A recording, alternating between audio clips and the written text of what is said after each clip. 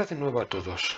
En este segundo episodio de la construcción de una emisora vamos a enfrentarnos al experimento de construir un pequeño modulador de AM basándonos en una válvula mezcladora tipo ECH81 muy típica en receptores con válvulas de la serie Nogal.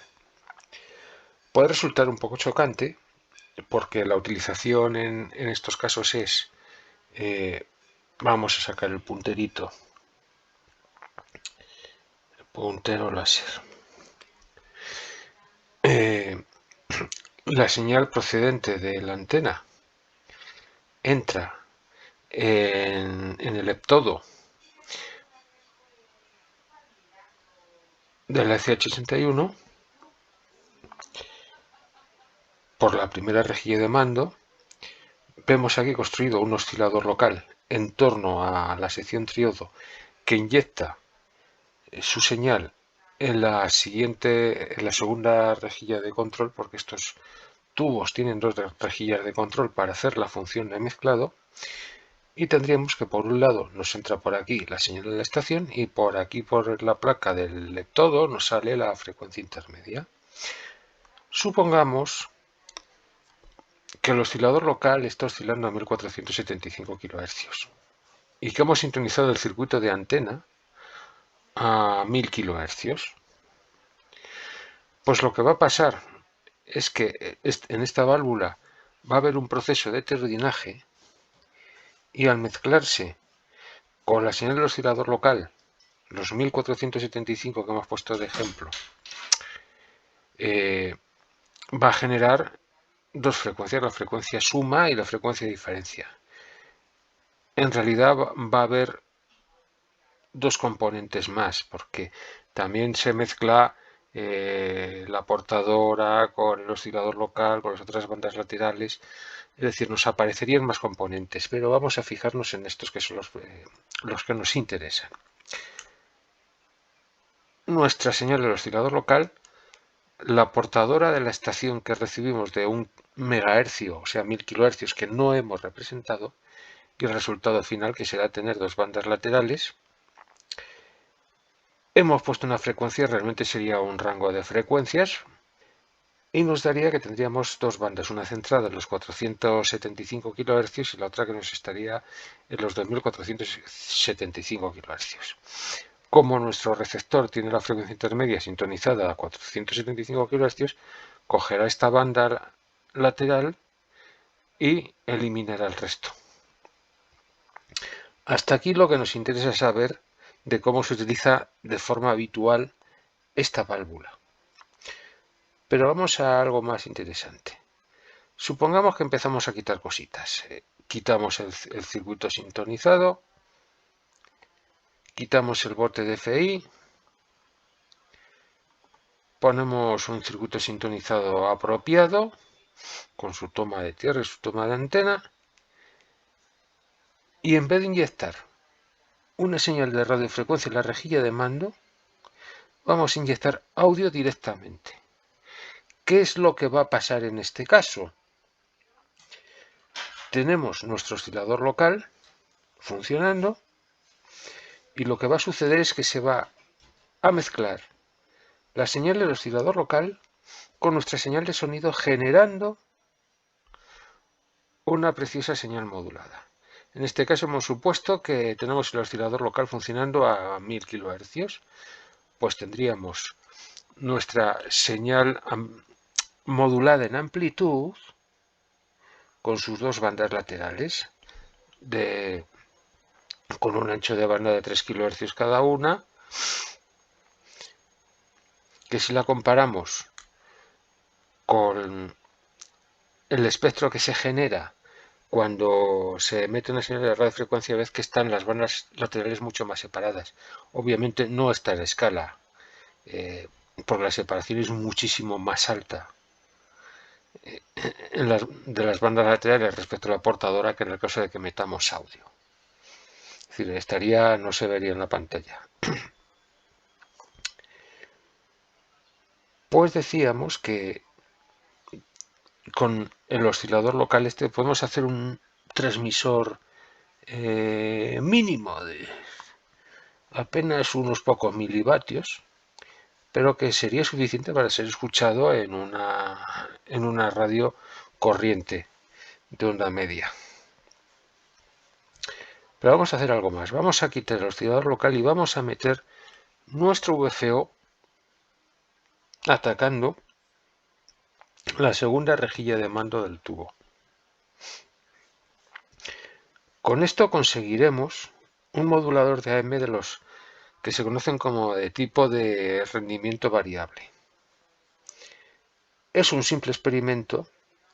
Veremos qué resultado nos da para aplicarlo en nuestro proyecto, para aceptarlo, descartarlo o simplemente congelarlo para cuando ataquemos el problema de la modulación en banda lateral, que nos hará falta recurrir a un tipo de modulador a rendimiento variable.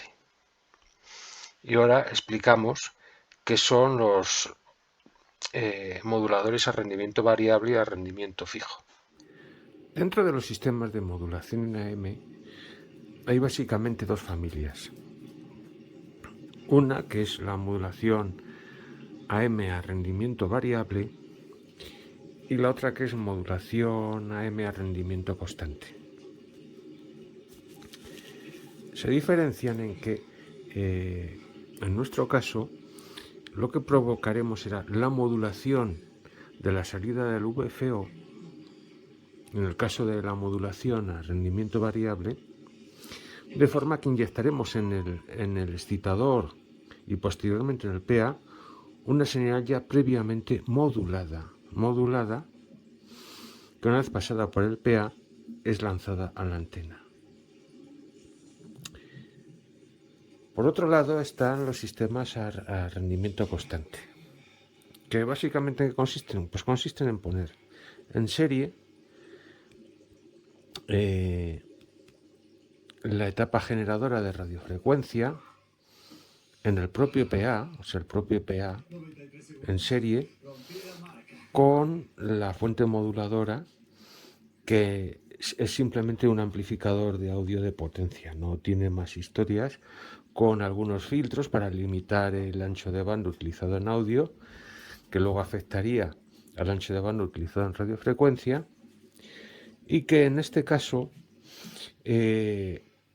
aporta parte de la energía de salida, de la potencia de salida al sistema. Estos son los sistemas más comúnmente utilizados, sobre todo en broadcasting,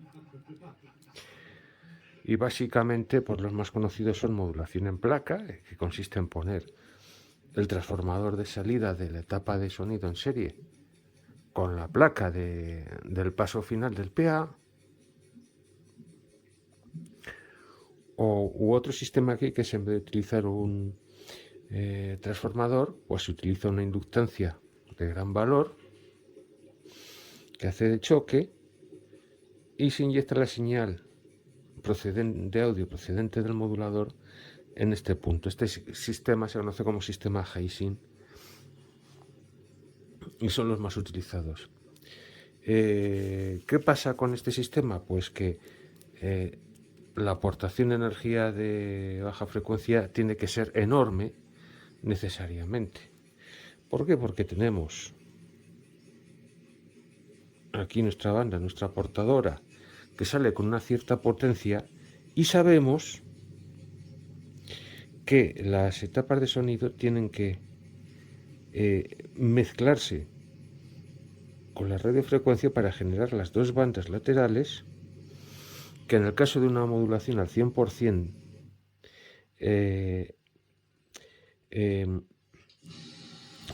la potencia de estas bandas tiene que coincidir con la mitad de la tensión de la portadora, cuando hablamos de una modulación al 100%. ¿Esto qué significa?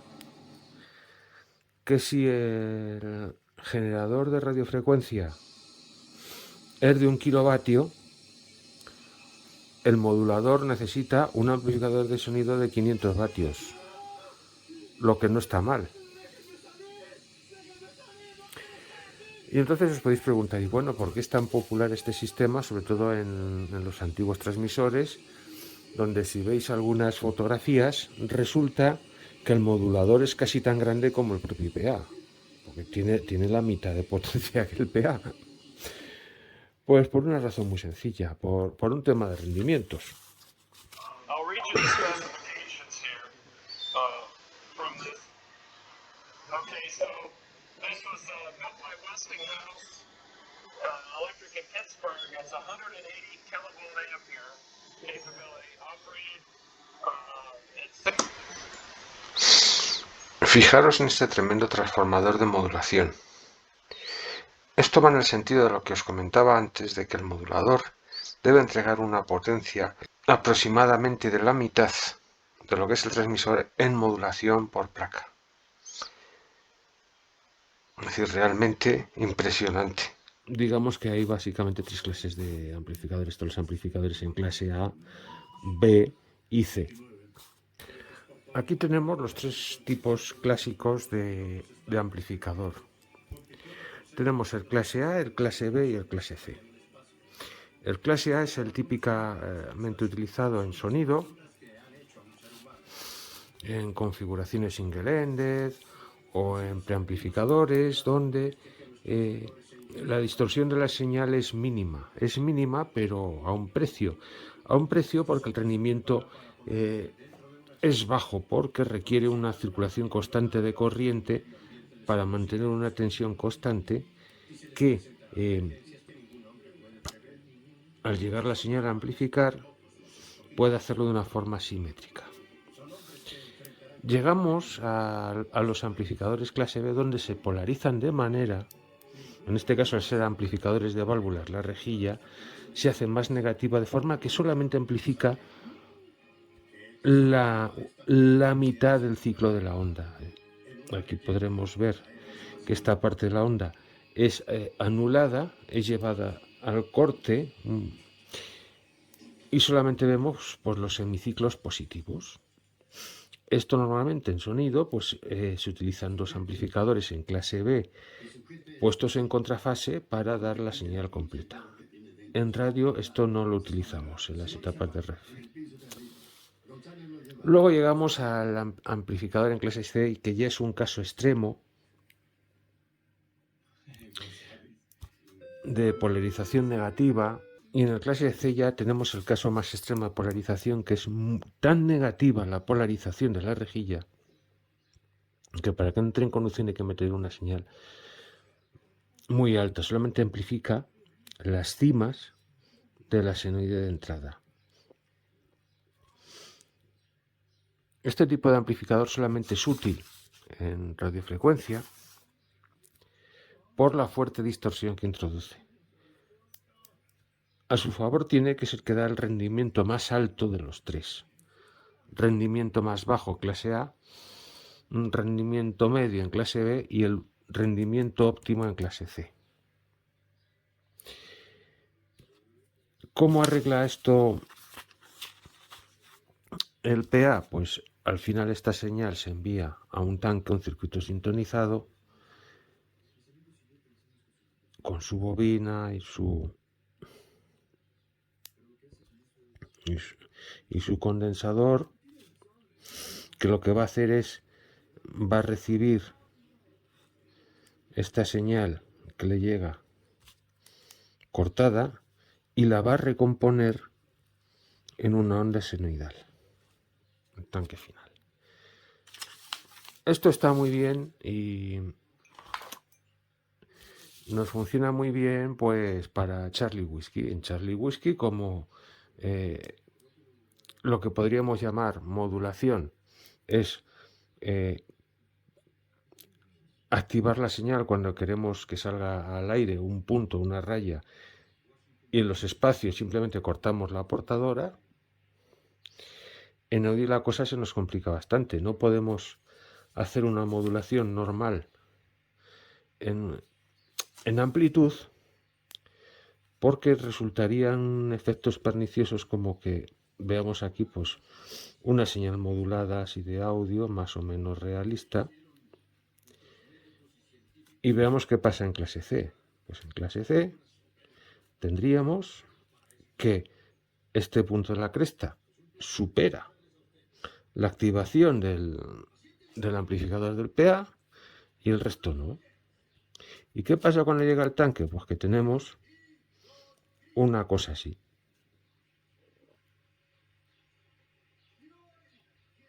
Y nada más porque es la única cresta que lo supera.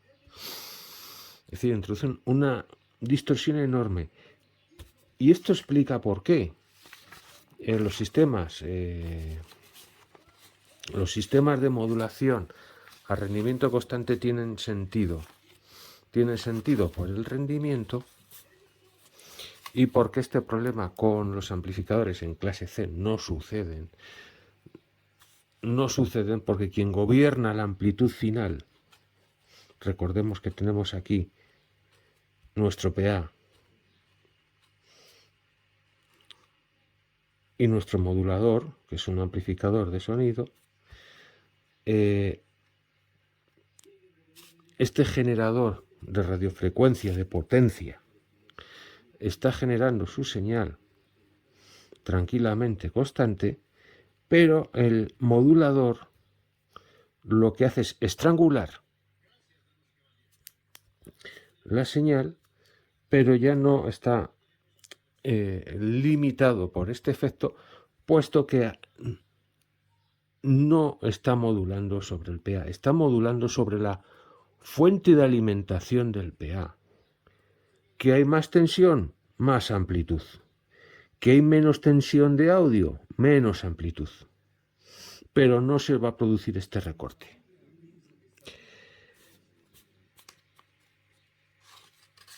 Por eso los sistemas de... A ver si lo encuentro.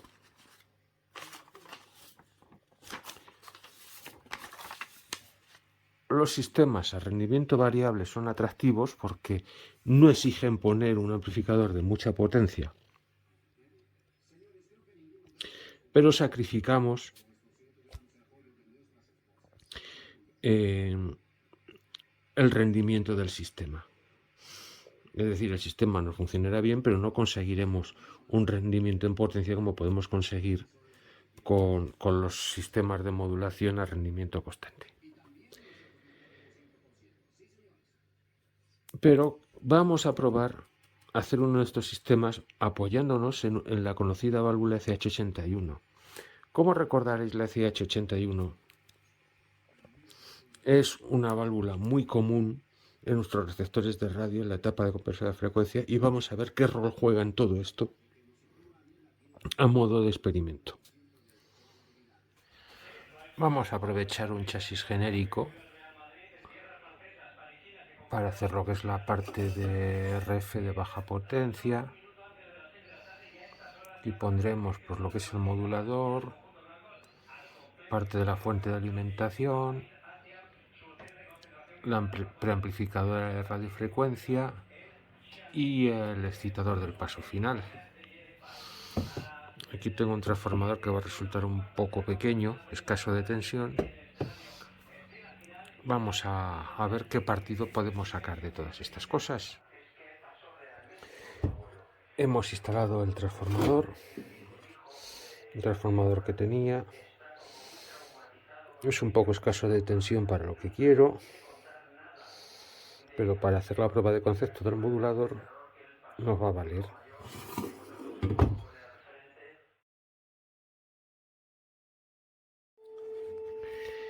Estamos probando esta etapa mezcladora basada en ECH81 y en un primer intento hemos metido por G1, por la primera rejilla de mando, la señal moduladora, que en este caso es de 400 Hz. Ves que ofrece una buena amplificación.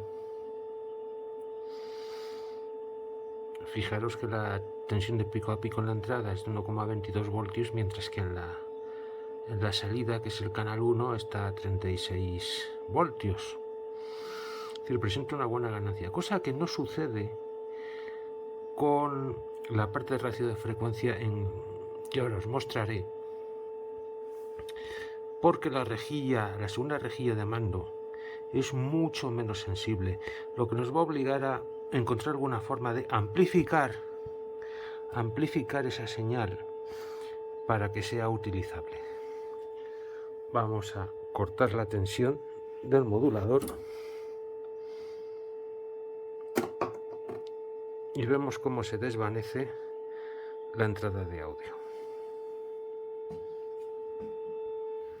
Hacemos lo propio con la señal de radiofrecuencia que utilizaremos para generar la portadora. Ves que en este caso estamos metiendo una señal bastante fuerte de 1,48 voltios pico a pico, y en cambio en la salida tenemos 720 milivoltios. Es decir, no solamente la ganancia es nula, es que encima atenúa. Y eso a pesar de que está preamplificando con el triodo de la propia CH81. Tenemos que conseguir una señal más potente para que haga una modulación correcta donde ambas señales sean similares. Vamos a ver si lo logramos añadiendo una tercera válvula.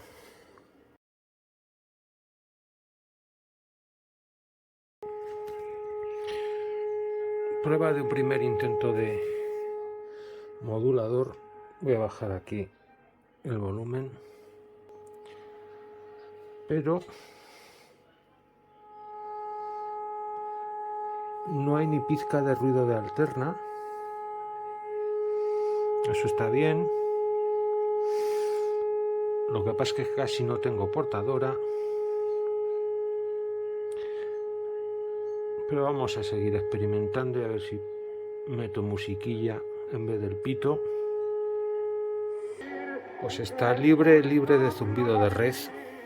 Si lo saco de sintonía deja de irse.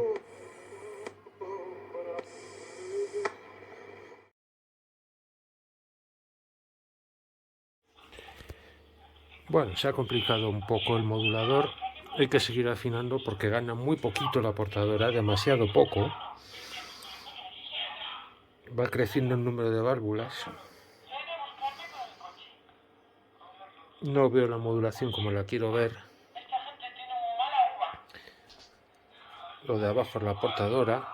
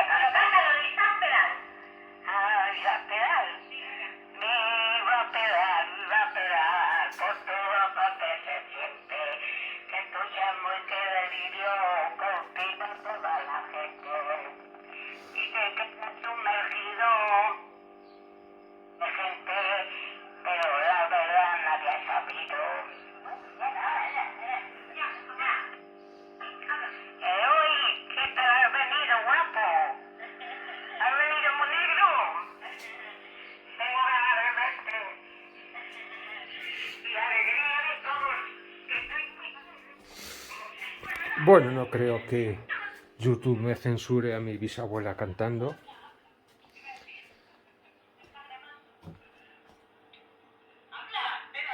Así que seguimos investigando para mejorar esto.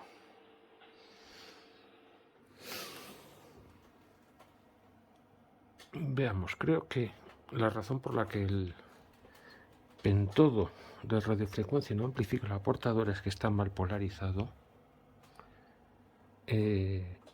Observad que si voy aquí a la tensión de la reja pantalla,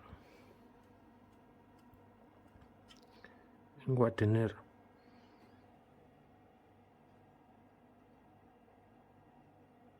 unos 70 voltios,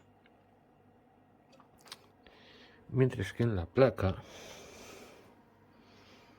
aparte de que se está torradilla la resistencia, apenas hay 10 voltios. Vamos a subir esto de escala. Escala de 15 voltios.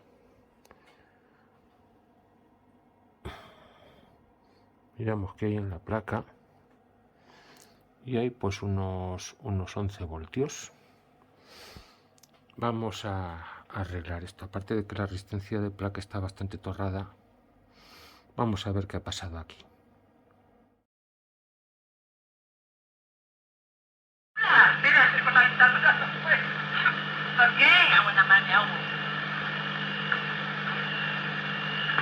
Ahora, ahí está remedio que para el año que viene. Bien, hemos reconfigurado el pentodo como triodo.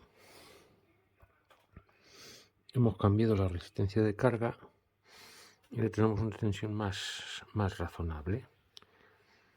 La tensión anódica en este momento son unos 70 voltios, aunque la tensión de rejilla de mando es muy pequeña todavía. Si nos venimos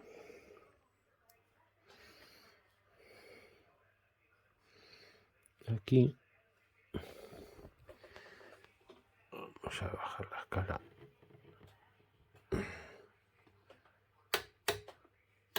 A 5 voltios.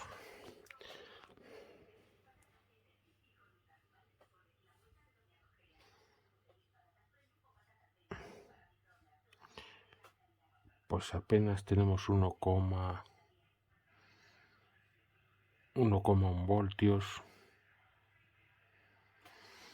La escala mínima.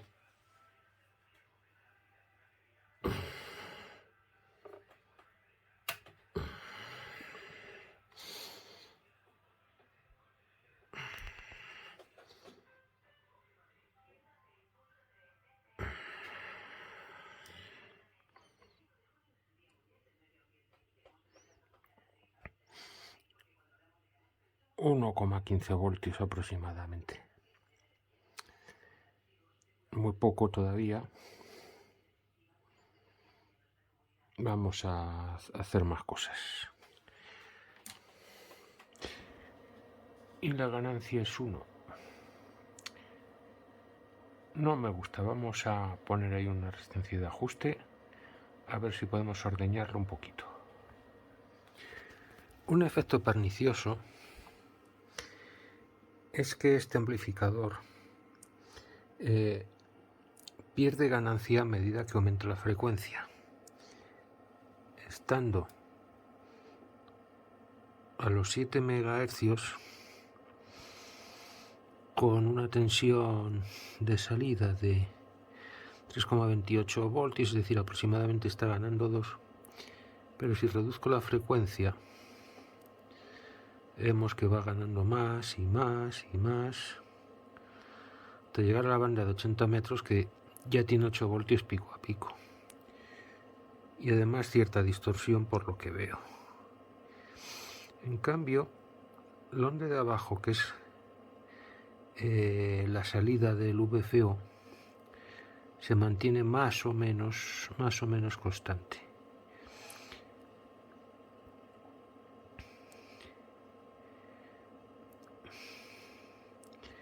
Vamos a ver aquí si modificando el amplificador conseguimos que dé más chicha.